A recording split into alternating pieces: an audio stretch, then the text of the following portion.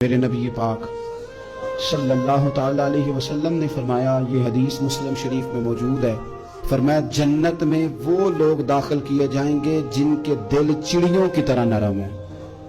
نرم دل کے لوگ، معاف کر دینے والے، جلدی مان جانے والے۔ ایک صاحب تھے، اپنے بھائی سے ناراض ہو گئے اور انہوں نے رشتے سے انکار کر دیا۔ پہلے ان کے بیٹے کی وہیں پہ نسبت تھی، انکار کر دیا۔ تو کئی لوگوں نے ان سے کہا، میں نے بھی کہا، تو وہ کہنے لگے پیر صاحب عزت بڑی کرتا ہوں آپ کی، لیکن میں مرد ہوں، ایک دفعہ نہ کر دوں تو پھر ہاں نہیں کیا کرتا۔ تو میں نے اس صاحب سے کہا، میں نے کہا یوں نہ کر، اگر صبح قیامت تیرے بارے میں کوئی سخت فیصلہ آ جائے اور رب کو منانا ہو کسی مقام پر تو کیا کہے گا؟ بہانے بنا بنا کے ہم سخت ہو گئے، دل اتنے سخت پتھر کر لیے، میں فلاں ہوتا ہوں جی، میں نہیں دوبارہ کسی کی سنتا۔ اور خدا کے بندو، میرے نبی پاک علیہ السلام نے فرمایا، مومن تو اس طرح ہوتا ہے جس طرح اونٹ کے ناک میں نکیل ہوتی ہے، بٹھا دو تو بیٹھ گیا، اٹھ جاؤ تو اٹھ گیا۔ اور حضور نے فرمایا وہ لوگ جو بہت بد اخلاق ہیں، جھگڑالو ہیں، فسادی ہیں، سخت دل ہیں، وہ لوگ جنت میں نہیں جائیں گے۔ جو جھگڑے کرتے پھرتے ہیں، جھگڑالو لوگ ہیں۔ عزیز دوستو، اپنی زندگی کے اندر طبیعت میں نرمی، اگر طبیعت نرم ہو گئی نا جی، مزاج میں نرمی آ گئی، تو پھر آپ محسوس کریں گے کہ آپ معاف کرتے بھی جلدی ہیں اور معافی دیتے بھی جلدی ہیں۔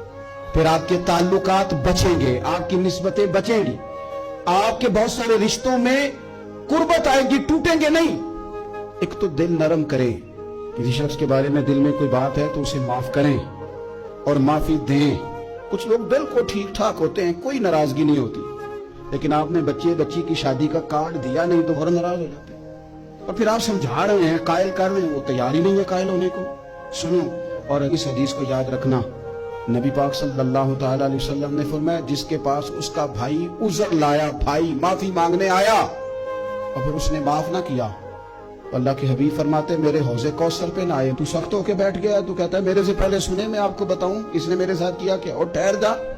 اگر حساب کتاب کے بعد معافی والا اصول رکھ لیا جائے کہ پہلے حساب کتاب ہوگا، غلطیوں کا مداوع ہوگا، پھر معافی ہوگی، تو یہی حساب اگر رب کریم بندوں کے ساتھ کرے تو پھر میں اور آپ کدھر جائیں گے؟ تو اس سادی بات پہ آ جاؤ نا، تو دو جملوں میں حضور نے سمجھائی ہے، فرمایا تم رب کے بندوں کو معاف کر دو، اللہ تمہیں معاف کر دے گا۔